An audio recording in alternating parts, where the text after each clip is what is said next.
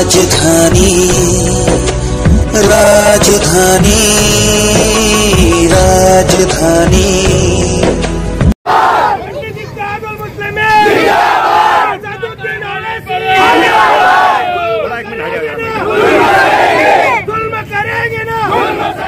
Barrister Asaduddin Owaisi, इनके सरकारी मकान जो दिल्ली में वाक़े है, वहां पर कुछ फिरका परस्त तंजीमों के लोगों ने असदुद्दीन अवैसी के मकान पर पथराव किया और साथ ही साथ असदुद्दीन अवैसी के खिलाफ नाजेबा कलमात अदा किए गए। असदुद्दीन अवैसी साहब का जो नाम का बोर्ड था, जो नेम प्लेट थी, उसको तोड़कर पैरों से रौंदा गया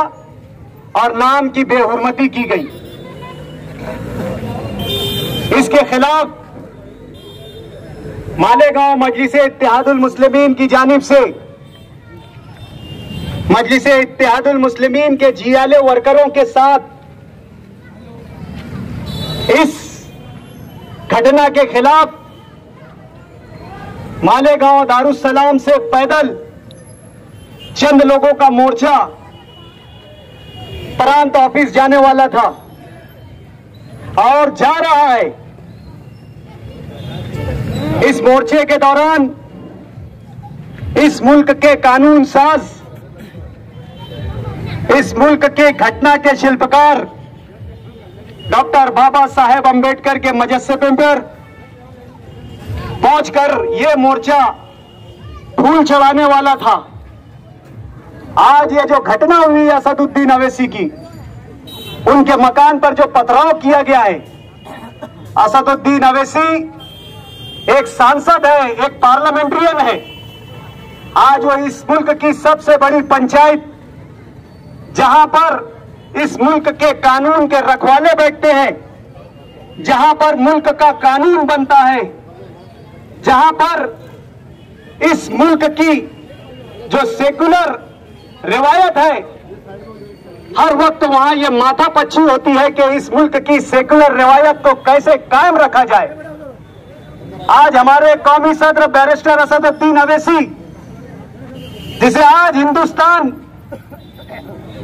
इस दस्तूर के मुहाफिज के रूप में देख रहा है, आज जो कानून इस मुल्क का सेकुलर कानून है, जिसके तहत हर मुल्क और हर मज़ाहिब के लोगों, मुल्क में बसने वाले हर मज़ाहिब के लोगों को बोलने की आजादी है, अपने मजहब पर चलने की आजादी है। लेकिन आप देख रहे होंगे कि जो लोग इस मुल्क के खूबसूरत सेकुलर के दफा की बात करते हैं, जो लोग इस मुल्क के संविधान को बचाने की बात करते हैं, इस मुल्क के संविधान की हकीकी रूह को बताने की बात करते हैं, आज कुछ शरपसंद लोग ऐसे लोगों की जबान बंद करना चाहते हैं जो इस मुल्क की हकीकी सच्चाई, हकीकी मोहब्बत को इस मुल्क में पेश कर रहे हैं। ऐसे लोगों की जबान बंद करने की कोशिश आज शरपसंद अनासिर की जानिब से हो रही है। जो लोग कहते हैं कि इस देश में रहना होगा तो फला कहना होगा, जो लोग कहते हैं कि गोली मारो सालों को, जो लोग जंतर मंतर जैसे तहजीबी और सांस्कृतिक जगह पर खड़े होकर एक मजहब के मानने वालों को गालियां देते हैं, ऐसे लोग आज आजादी से घूम रहे हैं। और जो इस मुल्क के संविधान की बात करता है, जो इस मुल्क के कानून की बात करता है, जो इस मुल्क की मजबूती की बात करता है, जो इस मुल्क की अखंडता की बात करता है, जो पार्लियामेंट में खड़े होकर इस मुल्क के दबे कुचले समाज के लोगों की बात करता है, उनकी तरक्की की बात करता है, उनकी भलाई की बात करता है, ऐसे शख्स को आज डराने का काम इस मुल्क के शरपसंद अनासिर कर रहे हैं। और इस मुल्क के ऐसे शरपसंद अनासिर को आज इस मुल्क की मौजूदा बीजेपी क़यादत का साथ है। आज इस मुल्क के वजीर आजम और वजीर दाखिला और नरेंद्र मोदी और अमित शाह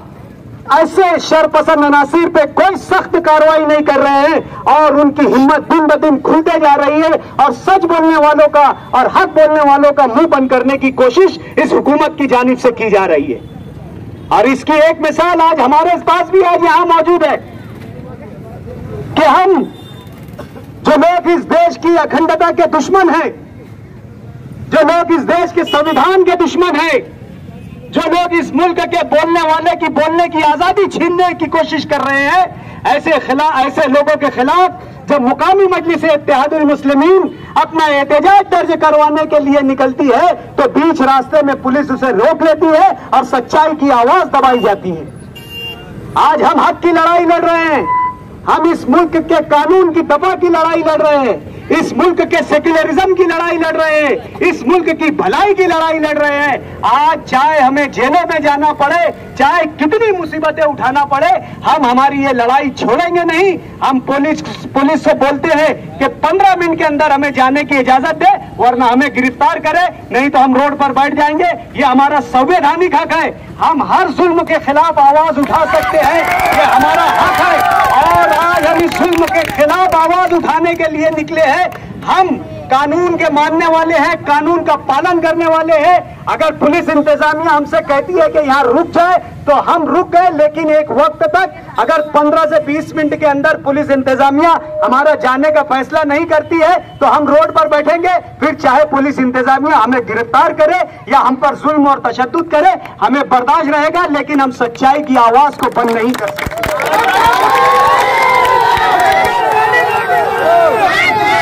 अभी तो ये लड़ाई है, आगे बड़ी लड़ाई है।